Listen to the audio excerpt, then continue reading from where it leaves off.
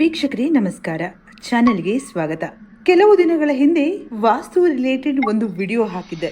ತುಂಬಾ ಒಳ್ಳೆಯ ರೆಸ್ಪಾನ್ಸ್ ಇತ್ತು. ಅಷ್ಟೇ ಅಲ್ಲದೆ ವಿಡಿಯೋವನ್ನ ಇನ್ನೂ ಸವಿಸ್ತಾರವಾಗಿ ಹೇಗೆ ಹೇಳ್ಬೋದಿತ್ತು ಎನ್ನುವಂತಹ ಒಂದೆರಡು ಬ್ಯೂಟಿಫುಲ್ ಅಡ್ವೈಸ್ ಕೂಡ ನಿಮ್ಮ ಕಡೆಯಿಂದ ಇತ್ತು. ಈ ರೀತಿಯ ಬ್ಯೂಟಿಫುಲ್ ಅಡ್ವೈಸ್ಗಳಿಗೆ thanks from the bottom of my heart. So ಇವತ್ತು ಮತ್ತೆ ಒಂದು ವಾಸ್ತು ವಿಷಯ ಜೊತೆ ಬಂದಿದ್ದೀನಿ. ಆದಷ್ಟು R&D ಮಾಡಿದ್ದೀನಿ. ಇನ್ನೇನಾದರೂ ತಿದ್ದುಕೊಳ್ಬೇಕು ಅಂತಿದ್ರೆ ಹಿಂದಿನ ವಿಡಿಯೋ ಥರ ಈ ವಿಡಿಯೋದಲ್ಲೂ ನೀವು ನನ್ನನ್ನು ಗೈಡ್ ಮಾಡ್ತೀರಾ ಅಂತ ಭಾವಿಸಿದ್ದೀನಿ. ಇವತ್ತಿನ ಟಾಪಿಕ್ ಉತ್ತರದ ಬಾಗಿಲು ಎಲ್ಲರಿಗೂ ಸೂಟ್ ಆಗುತ್ತಾ ಅನ್ನುವಂಥದ್ದು. ಇನ್ನೂ ಹೇಳಬೇಕು ಅಂದರೆ ಉತ್ತರದ ಬಾಗಿಲು ಎಲ್ಲರಿಗೂ ಶುಭಕರವಾ? ವಾಸ್ತು ಈ ವಿಚಾರವಾಗಿ ಏನು ಹೇಳುತ್ತೆ? ಶುಭವೋ ಅಶುಭವೋ ಅನ್ನೋದ್ರ ಬಗ್ಗೆ ಒಂದಿಷ್ಟು ಮಾಹಿತಿಯನ್ನು ತಿಳ್ಕೊಳ್ಳೋಣ. ನಿಮ್ಮ ರಾಶಿ ಯಾವುದು, ಆ ರಾಶಿಗೆ ಯಾವ ಬಾಗಿಲು ಸೂಟ್ ಆಗುತ್ತೆ ಅನ್ನೋದು ಕೂಡ ಈ ವಿಡಿಯೋದಲ್ಲಿದೆ. ಹಾಗಾಗಿ ವಿಡಿಯೋವನ್ನ ಕಂಪ್ಲೀಟ್ ಆಗಿ ನೋಡಿ. ಸಾಮಾನ್ಯವಾಗಿ ಮನೆ ಖರೀದಿಸುವಾಗ ಅಥವಾ ಮನೆ ಕಟ್ಟುವಾಗ ಹೆಚ್ಚಿನ ಜನ ಒಂದು ಪ್ರಶ್ನೆ ಕೇಳ್ತಾರೆ. ಅದೇನಂದ್ರೆ ಉತ್ತರಮುಖಿ ಮನೆ ಒಳ್ಳೆಯದಾ? ಉತ್ತರದಲ್ಲಿ ಮನೆಯ ಬಾಗಿಲಿದ್ರೆ ಹಣ ಬರುತ್ತಾ? ಹಾಗಾಗಿ ಇಂದಿನ ವಿಡಿಯೋದಲ್ಲಿ ಉತ್ತರ ದಿಕ್ಕಿನ ಬಾಗಿಲ ಬಗ್ಗೆ ವಾಸ್ತುಶಾಸ್ತ್ರ ಏನ್ ಹೇಳುತ್ತೆ, ಯಾರಿಗೆ ಇದು ಶುಭವಾಗುತ್ತೆ, ಯಾರಿಗೆ ಇದು ಮಧ್ಯಮ ಫಲವನ್ನ ನೀಡುತ್ತೆ, ಮತ್ತು ಮನೆ ನಿರ್ಮಾಣ ಮಾಡುವಾಗ ಯಾವ ತಪ್ಪುಗಳನ್ನ ಮಾಡಬಾರದು ಎಂಬುದರ ಬಗ್ಗೆ ಸಂಪೂರ್ಣವಾಗಿ ತಿಳ್ಕೊಳ್ಳೋಣ. ಮನೆಗೆ ಮುಖ್ಯ ದ್ವಾರ ಯಾಕಷ್ಟು ಮುಖ್ಯ? ವಾಸ್ತುಶಾಸ್ತ್ರದಲ್ಲಿ ಮನೆಯ ಮುಖ್ಯ ಬಾಗಿಲನ್ನ ಸಿಂಹದ್ವಾರ ಅಥವಾ ಪ್ರಧಾನ ದ್ವಾರ ಅಂತ ಕರೆಯಲಾಗುತ್ತೆ. ಮನುಷ್ಯನ ದೇಹಕ್ಕೆ ಬಾಯಿ ಹೇಗೆ ಮುಖ್ಯವೋ ಮನೆಗೂ ಮುಖ್ಯ ದ್ವಾರ ಅಷ್ಟೇ ಮುಖ್ಯ. ಮನೆಗೆ ಪ್ರವೇಶಿಸುವ ಜನರು ಮಾತ್ರವಲ್ಲದೆ ಬೆಳಕು, ಗಾಳಿ ಮತ್ತು ಧನಾತ್ಮಕ ಶಕ್ತಿಯ ಪ್ರವೇಶವು ಮುಖ್ಯ ದ್ವಾರದ ಮೂಲಕವೇ ಆಗುತ್ತದೆ ಎಂದು ನಂಬಲಾಗಿದೆ. ಆದ್ದರಿಂದ ಮುಖ್ಯ ದ್ವಾರದ ಸ್ಥಾನ, ಗಾತ್ರ ಮತ್ತು ದಿಕ್ಕು ಮನೆಯ ಶಾಂತಿ, ಆರೋಗ್ಯ, ಹಣಕಾಸು ಮತ್ತು ಕುಟುಂಬದ ಅಭಿವೃದ್ಧಿಯ ಮೇಲೆ ಪರಿಣಾಮ ಬೀರುತ್ತದೆ ಎಂದು ವಾಸ್ತುಶಾಸ್ತ್ರ ಹೇಳುತ್ತೆ. ಮೊದಲನೇದಾಗಿ ಉತ್ತರ ದಿಕ್ಕಿನ ಮಹತ್ವ ಏನು ಅಂತ ತಿಳಿಯೋಣ. ವಾಸ್ತು ಪ್ರಕಾರ ಉತ್ತರ ದಿಕ್ಕನ್ನು ಕುಬೇರನ ದಿಕ್ಕು ಎಂದು ಕರೆಯಲಾಗುತ್ತೆ. ಕುಬೇರನು ಸಂಪತ್ತು ಮತ್ತು ಐಶ್ವರ್ಯದ ಅಧಿಪತಿ. ಆದ್ದರಿಂದ ಉತ್ತರ ದಿಕ್ಕಿನಿಂದ ಬರುವ ಶಕ್ತಿಯು ಆರ್ಥಿಕ ಬೆಳವಣಿಗೆಗೆ ಸಹಕಾರಿಯಾಗುತ್ತದೆ ಎಂದು ನಂಬಲಾಗಿದೆ. ಇದೇ ಕಾರಣಕ್ಕೆ ಇತ್ತೀಚಿನ ದಿನಗಳಲ್ಲಿ ಅನೇಕ ಜನರು ಉತ್ತರಮುಖಿ ಮನೆಗಳು ಮತ್ತು ಉತ್ತರದ ಮಹಾದ್ವಾರವಿರುವಂತಹ ಮನೆಯನ್ನ ಇಷ್ಟಪಡ್ತಾರೆ. ಉತ್ತರ ದಿಕ್ಕಿನ ಬಾಗಿಲಿದ್ರೆ ಏನ್ ಲಾಭ? ಒಂದು, ಆರ್ಥಿಕ ಪ್ರಗತಿ. ವಾಸ್ತು ಪ್ರಕಾರ ಉತ್ತರ ದಿಕ್ಕಿನ ಮುಖ್ಯ ದ್ವಾರವು ಹಣದ ಹರಿವನ್ನ ಸುಗಮಗೊಳಿಸುತ್ತದೆ ಎಂದು ಹೇಳಲಾಗುತ್ತೆ. ಎರಡನೇದು, ಹೊಸ ಅವಕಾಶಗಳು. ವ್ಯಾಪಾರ, ಉದ್ಯೋಗ, ಹೊಸ ಸಂಪರ್ಕಗಳು ಹಾಗೂ ಬೆಳವಣಿಗೆಗೆ ಅವಕಾಶಗಳು ಹೆಚ್ಚಾಗಿ ಬರುತ್ತೆ. ಮೂರನೇದು, ಮನೆಯಲ್ಲಿ ಧನಾತ್ಮಕ ವಾತಾವರಣ. ಉತ್ತರ ದಿಕ್ಕಿನ ಮೂಲಕ ತಂಪಾದ ಗಾಳಿ ಮತ್ತು ಬೆಳಕು ದೊರೆಯೋದ್ರಿಂದ ಮನೆಯಲ್ಲಿ ಶಾಂತಿಯ ವಾತಾವರಣ ನಿರ್ಮಾಣವಾಗುತ್ತೆ. ಇನ್ನು ನಾಲ್ಕನೇದು, ಆಧ್ಯಾತ್ಮಿಕ ಬೆಳವಣಿಗೆ. ಮನೆಯ ಸದಸ್ಯರಲ್ಲಿ ಶಾಂತಿ, ಒಗ್ಗಟ್ಟು ಮತ್ತು ಸಕಾರಾತ್ಮಕ ಚಿಂತನೆ ಹೆಚ್ಚಾಗುತ್ತೆ. ಇದರಿಂದ ಮನೆಯಲ್ಲಿ ಒಂದು ಡಿವೈನ್ ಆಂಬಿಯನ್ಸ್ ಕ್ರಿಯೇಟ್ ಆಗುತ್ತೆ ಅಂತ ವಾಸ್ತು ತಜ್ಞರು ಅಭಿಪ್ರಾಯ ಪಡ್ತಾರೆ. ಆದರೆ ಉತ್ತರದ ಬಾಗಿಲು ಎಲ್ಲರಿಗೂ ಶುಭವೇ? ಇಲ್ಲ. ಇದು ಕೇಳಿದವರಿಗೆ ಆಶ್ಚರ್ಯವಾಗಬಹುದು. ಇದ್ರೆ ಮನೆ ಕಟ್ಸ್ಬೇಕು ಅಂತ ಇದ್ರಾ? ಆಷಾಢ ಆಫರ್ ಬೇಕಾ ನಿಮ್ಗೆ? ಬನ್ರಿ brick and block construction by ಕನ್ನಡಕವರೆಗೆ. ಹೌದು ವೀಕ್ಷಕರೇ, ಇಲ್ಲಿ ಆಷಾಢ ಆಫರ್ ಧಮಾಕ ಸುರಿ ಮಳೆನೇ ನಡೀತಾ ಇದೆ ಅಂತ ಹೇಳ್ಬೋದು.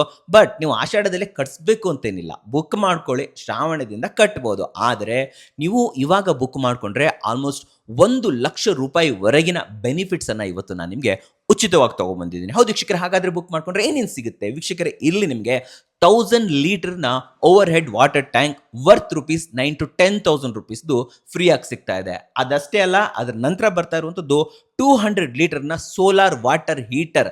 ಅದು ಕೂಡ 25,000 ಇಂದ 30,000 ರೂಪೀಸ್ ವರ್ತ್ ಇರ್ತಾ ಇರುವಂಥದ್ದು. ಅದಾದ ನಂತರ ನಿಮ್ಮ ಮನೆ ಎಲ್ಲ ಬಾತ್ರೂಮ್ಗಳಿಗೆ ಅಪ್ ಟು 3 ಗೀಸರ್ ಅನ್ನ ಕೊಡ್ತಾ ಇದ್ದೀವಿ. ಅದು ಕೂಡ ಬ್ರ್ಯಾಂಡೆಡ್ 21,000 ರೂಪೀಸ್ವರೆಗೂ ವರ್ತ್ ಇರ್ತಾ ಇರುವಂಥದ್ದು 25 ಲೀಟರ್. ಅಂಡ್ ಅದಾದ ನಂತರ ಬರ್ತಾ ಇರುವಂಥದ್ದು ಹಿಕ್ವಿಸನ್ ಅವರ CCTV ಕ್ಯಾಮ್ರಾ. ಎಂಟೈರ್ ಮನೆಗೆ G+2 ಕಟ್ಸ್ತೀರಾ, ಇಡೀ ಮನೆ ಎಲ್ಲೆಲ್ಲಿ ಬೇಕು ನಿಮಗೆ ಎಲ್ಲ ಕಡೆನೂ ಕೂಡ CCTV ನಮ್ಮ ಕಡೆಯಿಂದ. ಅಂಡ್ ಫೈನಲ್ ಆಗಿ ಬರ್ತಾ ಇರುವಂಥದ್ದು ಪ್ರೆಸ್ಟೀಜ್ನ ವಿಶ್ವಾಸಾರ್ಹ ಇರುವಂತಹ ಗ್ರೈಂಡರ್. ಹೌದು ವೀಕ್ಷಕರೇ, ಇದು ಕೂಡ ನಿಮ್ಗೆ ಆಲ್ಮೋಸ್ಟ್ 5,000 ರೂಪೀಸ್ ವರ್ತ್ ಇರುವಂಥದ್ದು.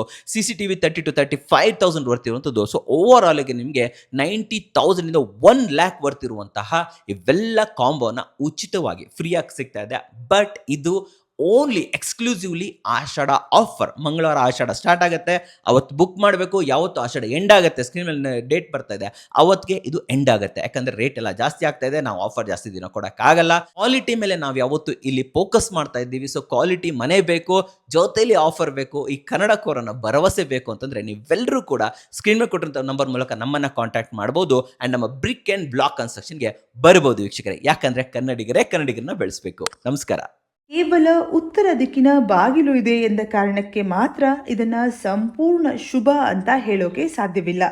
ಯಾಕಂದ್ರೆ ಮನೆಯ ಫ್ಲಾಟ್ ಆಕಾರ, ರಸ್ತೆಯ ಸ್ಥಾನ, ಮನೆಯ ಒಳ ವಿನ್ಯಾಸ, ಮೆಟ್ಟಿಲು, ನೀರಿನ ಟ್ಯಾಂಕ್, ಸೆಪ್ಟಿಕ್ ಟ್ಯಾಂಕ್ ಹಾಗೂ ಜಾತಕದ ಕೆಲವು ಅಂಶಗಳು ಸಹ ಇವುಗಳ ಮೇಲೆ ಪರಿಣಾಮ ಬೀರಬಹುದು.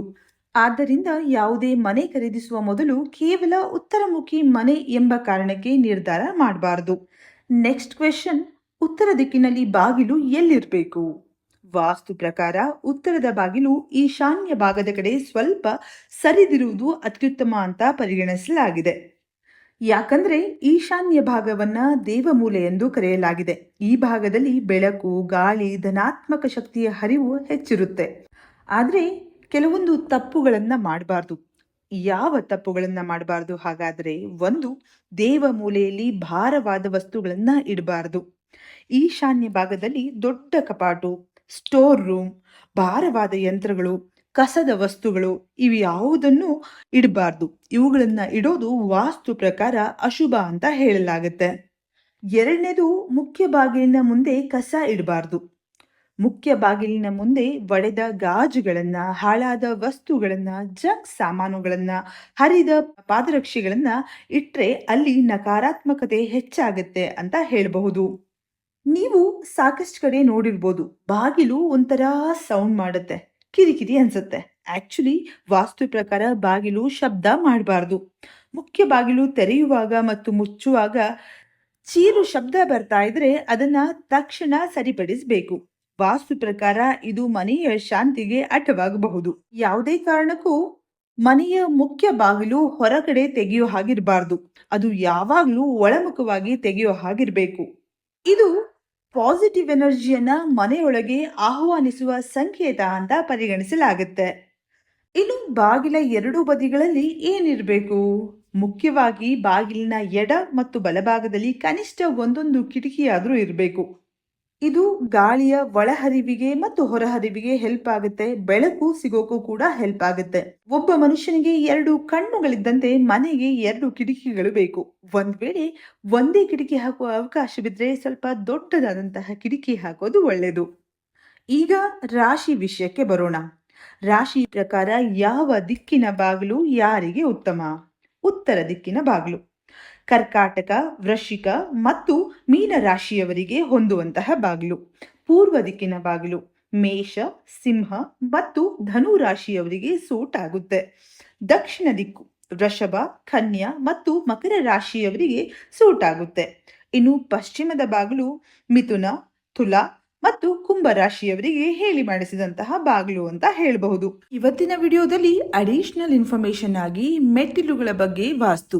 ಮನೆಯೊಳಗೆ ಪ್ರವೇಶಿಸುವಾಗ ಸ್ವಲ್ಪ ಮೇಲಕ್ಕೆ ಏರಿ ಬರಬೇಕು. ಹೊರಗೆ ಹೋಗುವಾಗ ಇಳಿದು ಹೋಗುವಂತಿರ್ಬೇಕು. ಮೆಟ್ಟಿಲುಗಳ ಸಂಖ್ಯೆ 3, 5, 7, 9 ಹೀಗೆ ಬೆಸ ಸಂಖ್ಯೆಯಲ್ಲಿ ಇರೋದು ಉತ್ತಮ. ಈ ವಿಷಯವಾಗಿ ಮಾಹಿತಿ ಕಲೆ ಹಾಕ್ತಾ ಇದ್ದಾಗ ರೆಫರೆನ್ಸ್ ವಿಡಿಯೋ ಒಂದರಲ್ಲಿ ಸಿಕ್ಕ ಮಾಹಿತಿಯನ್ನ ನಿಮ್ಮೊಂದಿಗೆ ಹಂಚ್ಕೊಳ್ತೀನಿ. ಅದೇನೆಂದ್ರೆ ಮನೆಗೆ ಎಷ್ಟು ಬಾಗಿಲು ಇಡಬಹುದು ಎನ್ನುವಂತಹ ಮಾಹಿತಿ.